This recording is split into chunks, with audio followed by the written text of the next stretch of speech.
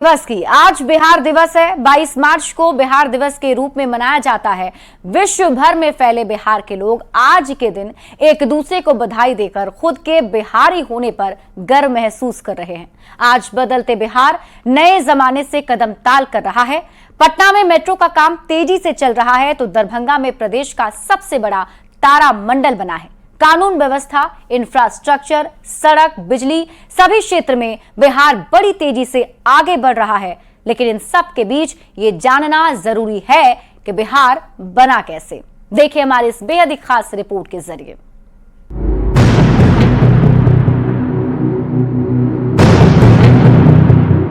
क्या आप जानते हैं कि बिहार कैसे एक अलग राज्य बना?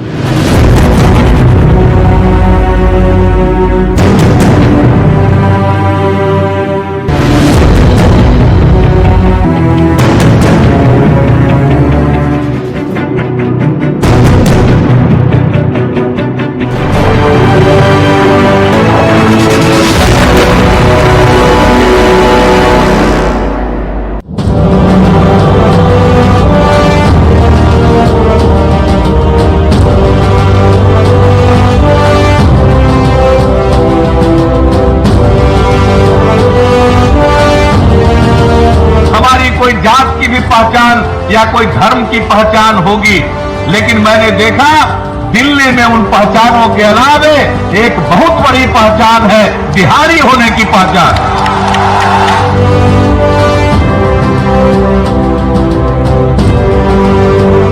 ये साल 2013 की बात है जब नीतीश कुमार ने बिहार के लिए विशेष राज्य का दर्जा मांगते हुए दिल्ली के रामलीला मैदान में की थी अधिकार रैली। इस रैली में शामिल होने के लिए देश भर के बिहारियों से आह्वान किया गया था, जहां मंच से नीतीश बिहारी अस्मिता को उभार देते नजर आए।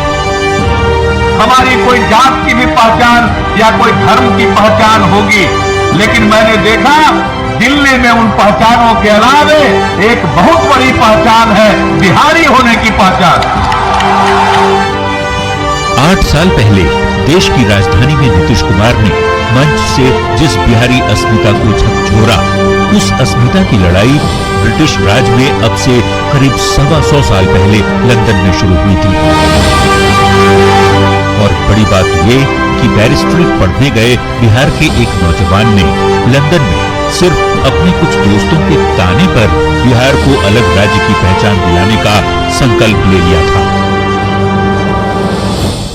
लंदन से वापस लौटने के बाद उस नौजवान ने एक तरफ वकालत की शुरुआत की तो दूसरी तरफ अलग राज्य का आंदोलन छेड़ने के लिए 1894 में पटना से अखबार की शुरुआत की। बिहार को अलग राज्य बनाने की ही जिद थी कि 1910 में 4 महाराजाओं को मात देते हुए केंद्रीय विधान परिषद का सदस्य बना। उसके बाद एक प्रांत का गवर्नर और उसके बाद हाउस ऑफ लॉर्ड्स के सदस्य बनाए गए। नाम था डॉक्टर सच्चिदानंद सिन्हा। सच्चिदानंद सिन्हा पटना के वाइस चांसलर भी थे, पटना यूनिवर्सिटी के बनाए गए थे। सच्चिदानंद सिन्हा बहुमुखी प्रतिभा के आदमी थे। वो लेजिस्लेटिव काउंसिल बिहार के चेयरमैन भी थे। बिहार में लेजिस्लेटिव काउंसिल में जब वो थे तो बिहार का फर्स्ट फाइनेंस मिनिस्टर भी वो थे। वकील भी बहुत पावरफुल, वेरी लर्निंग।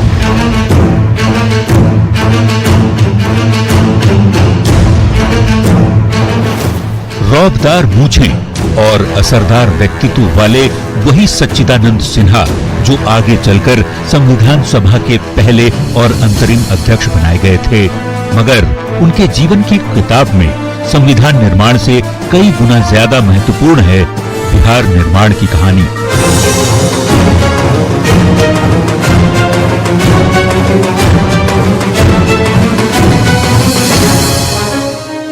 सच्चिदानंद सिन्हा का जन्म 10 नवंबर 1871 को तत्कालीन बंगाल प्रेसिडेंसी के आरा और आज के बक्सर में चौंगाई ब्लॉक के मुरार गांव में हुआ था। डॉक्टर सिन्हा की शुरुआती पढ़ाई गांव के स्कूल में ही हुई, जिन्हें उच्च शिक्षा के लिए सिटी कॉलेज कोलकाता और बैरिस्ट्री की पढ़ाई के लिए 7 समुंदर पार लंदन जाना पड़ा।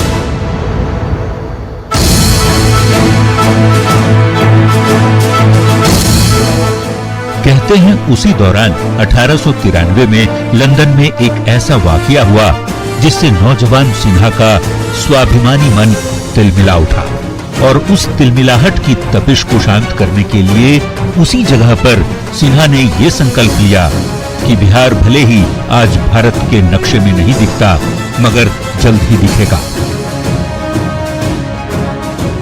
बिहार तो वह क्षेत्र रहा है जो पूरे अखंड भारत के साम्राज्य का जहां नेतृत्व किया जाता रहा हो। एक समय ऐसा था जब बिहार भारत की राजधानी थी, उस भारत की जिसकी सीमाएं अफगानिस्तान पार तक थीं, दक्षिण तक थीं और पूर्वोत्तर तक थीं।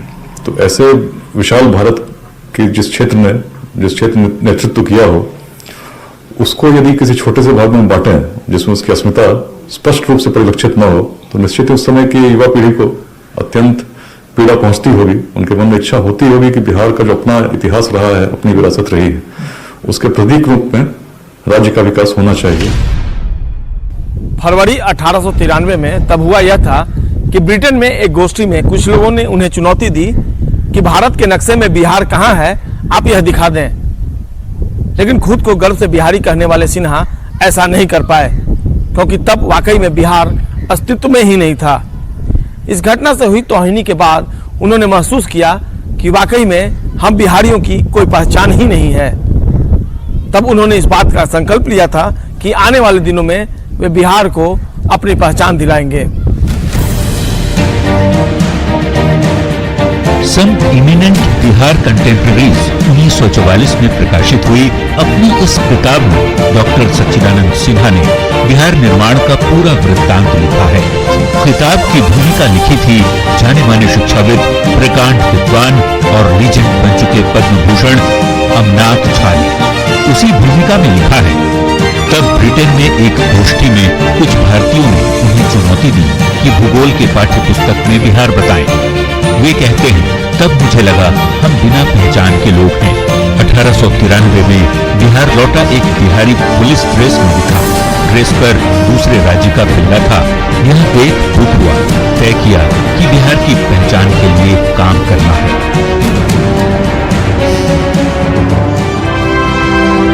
किताब में कई ऐसे तथ्य हैं जो बेहद हैरान करते हैं। तो कुछ तथ्यों से आज की तारीख में कुछ लोगों को परेशानी भी हो सकती है, मगर स्थापना दिवस पर बिहार संघर्ष के इस शास्त्र के हर पन्ने को पलटना भी जरूरी है, ताकि हर बिहारी ये जान सके कि बिहार से बिहार और बंगाल से अलग राज्य तक का सफर चुनौतियों के कितने पहाड़ों को पार कर पूरा हुआ।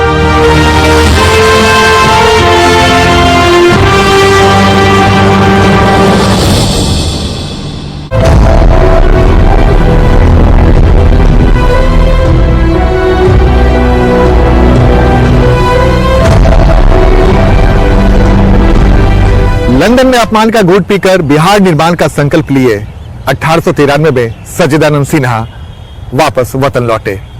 लेकिन जब यहाँ पर उन्होंने बिहारी जवानों के वर्दी पर बंगाल पुलिस का बैज देखा तो उनका गुस्सा 7वें आसमान पर पहुंच गया। उन्होंने तय कर लिया, अब जो कुछ करना है जल्दी करना है। डॉक्टर सिन्हा वकालत की प्रैक्टिस के साथ अलग राज्य के लिए लोगों को एकजुट करने में जुट गए। मगर सबसे बड़ी दिक्कत ये थी कि तब बिहार से निकलने वाली ऐसी कोई पत्र पत्रिका नहीं थी जिसका संपादक कोई बिहारी हो।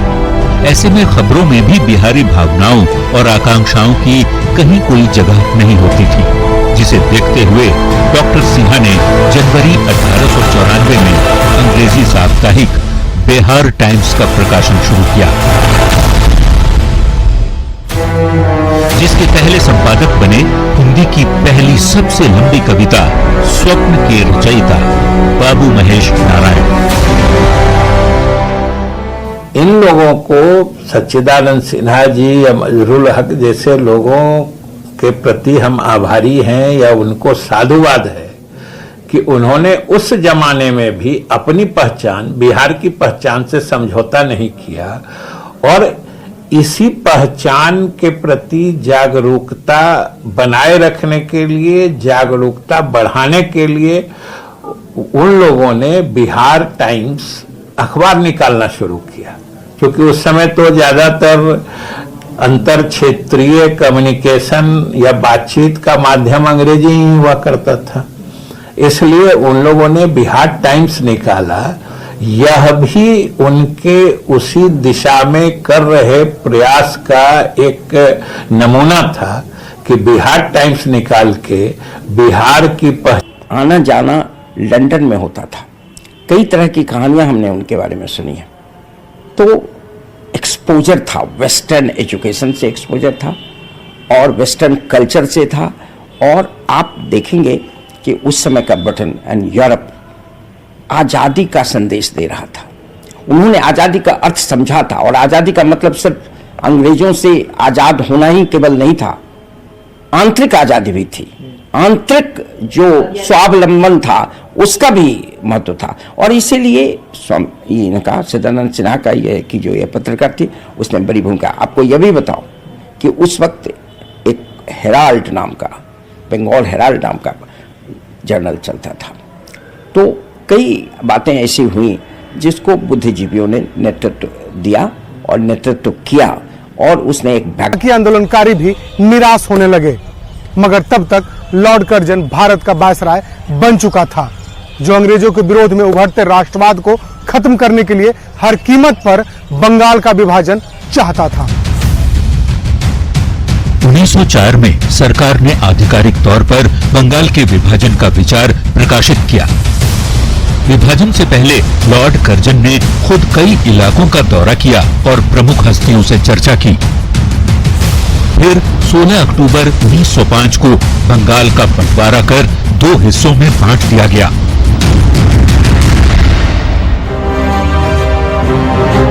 बंगाल के बंटवारे ने बिहार के आंदोलनकारियों में नई ऊर्जा भर दी। आंदोलन और तेज हो गया। डॉक्टर राजेंद्र प्रसाद जगह जगह जाकर छात्रों को आंदोलन से जोड़ने लगे। अंग्रेजों को अलग बिहार की अहमियत समझाने के लिए डॉक्टर सिन्हा और महेश नारायण ने 1906 में एक किताब लिखी, the partition of Bengal, the separation of Bihar. इसी साल एंड्रयू फ्रेजर विभाजित बंगाल के लेफ्टिनेंट गवर्नर बने, जो कोलकाता की जगह पटना में ही आकर रहने लगे। छज्जू बाग का सरकारी कंपाउंड गवर्नर हाउस बन गया, जो आज पटना हाईकोर्ट की चीफ जस्टिस का आवास है। फ्रेजर अपने काम से बिहार में लोकप्रिय होने लगे। फ्रेजर के पटना में ही रहने से लोगों को ये भी लगने लगा कि बिहार अगर ना भी बना तो पटना को बंगाल की दूसरी राजधानी का दर्जा तो मिल ही जाएगा। मगर डॉक्टर सिन्हा को अपनी उम्मीदें तब टूटती हुई दिखने लगी जब 1907 में बिहार टाइम्स का नाम बदलकर बिहारी टाइम्स करने के कुछ ही समय बाद संपादक महेश नारायण का निधन हो गया।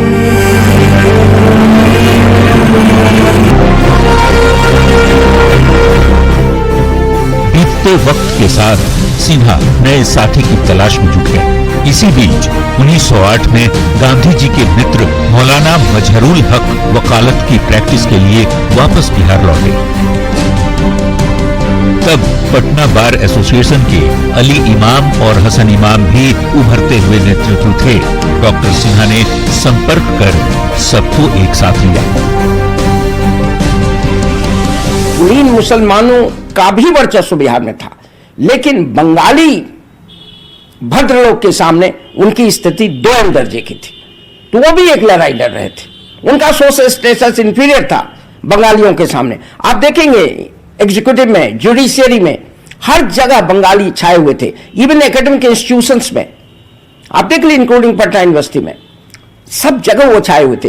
तो ये बिहार के अन्य लोगों की तुलना में ये कुलीन मुसलमान जरूर ऊंचे थे, लेकिन बंगाली कुलीनों के सामने, बंगाली भद्र लोग के सामने उनकी स्थिति सबऑर्डिनेट थी, डैम थी। वो भी प्रोटेस्ट कर रहे थे। 1908 में अली इमाम की अध्यक्षता में बिहार का पहला प्रांतीय सम्मेलन का आयोजन हुआ। इस आयोजन में सर्वसम्मति से प्रस्ताव पारित किया गया कि बिहार को अलग राज्य बनाया जाए। इसी साल बिहार के कई बड़े जमींदारों ने भी बिहार को अलग राज्य बनाने की मांग तेज कर दी थी। ये तमाम चीजों को देखकर अंग्रेजों को लगने लगा कि अगर अब बंगाल से बिहार को अलग नहीं किया गया तो बिहार में क्रांतिकारी गतिविधियों और आंदोलन में तेजी आ सकती है। अंग्रेजी हुकूमत में कुछ बिहारियों की बड़ी कामयाबी ने भी बिहार को अलग राज्य बनाने का राह आसान कर दिया था। 1907 में कोलकाता हाईकोर्ट के पहले बिहारी जज बने थे सरफुद्दीन और फिर 1908 में अली इमाम भारत सरकार के स्टैंडिंग काउंसिल बन गए। 1909 में भारत परिषद अधिनियम लाया गया जिसे मार्ले मिंटो सुधार के नाम से जाना जाता है। इस अधिनियम के तहत पहली बार 1910 में चुनाव हुए जिसमें गवर्नर जनरल की कार्यकारी परिषद में भी पहली बार भारतीयों को प्रतिनिधित्व मिला।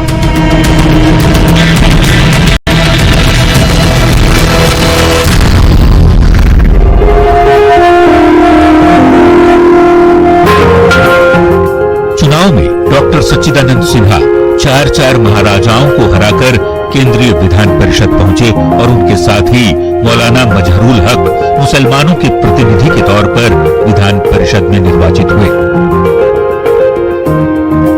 सच्चिदानंद सिन्हा, चाहे राजेंद्र प्रसाद, चाहे ऐसे ही जो विद्वान वकील, स्वतंत्रता की लड़ाई तो वकीलों की लड़ाई थी। ज्यादातर नेशनल लीडर, चाहे वो गांधी जी हो, चाहे नेहरू जी हो, चाहे भाई पटेल साहब हो, सब तो लॉयर थे। इन लोगों ने इंटेलेक्चुअल के लिए, जो ऐसे इंटेलेक्चुअल जो चुनाव लड़ के नहीं जा सकते हैं, तो राज्यसभा में 12 और विधानसभा में, विधान परिषद में भी 12 पदों का सृजन इसलिए इन लोगों ने कराया था कि जो इंटेलेक्चुअल जो चुनाव नहीं लड़ सकते हैं, समाजसेवी हैं, जैसे बहुत बड़ा जो वकील है, बहुत बड़ा डॉक्टर है, बहुत बड़ा समाजसेवी है, इन लोगों को नॉमिनेट किया जा सके। तब Lord SP Sinha law member के पद पर आसीन थे, जिन्होंने कुछ दिन बाद वायसराय से पद छोड़ने की इच्छा जताई।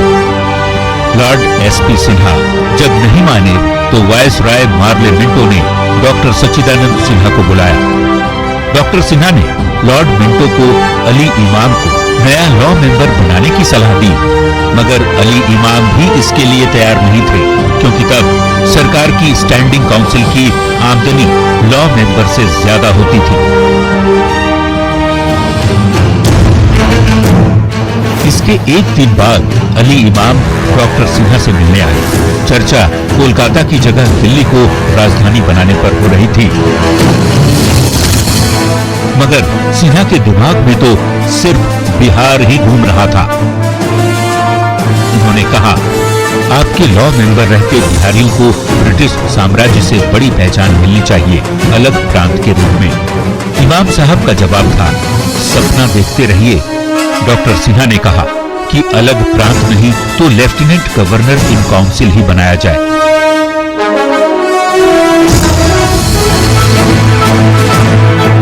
प्रस्ताव पर गवर्नर जनरल और उनके एग्जीक्यूटिव काउंसिल में कई बार चर्चा हुई, जिसके बाद 12 दिसंबर 1911 को ब्रिटेन के सम्राट जॉर्ज पंचम ने जिस दिल्ली दरबार में 80,000 लोगों के सामने कोलकाता की जगह दिल्ली को भारत की राजधानी बनाने का ऐलान किया, उसी दिल्ली दरबार से संयुक्त प्रांत के तौर पर बिहार और उड़ीसा गठन के लिए लेफ्टिनेंट गवर्नर इन काउंसिल की घोषणा भी कर दी गई, जिसके 3 महीने बाद यानी 22 मार्च 1912 को बंगाल प्रेसिडेंसी से अलग कर बिहार को अलग राज्य का दर्जा हासिल हुआ।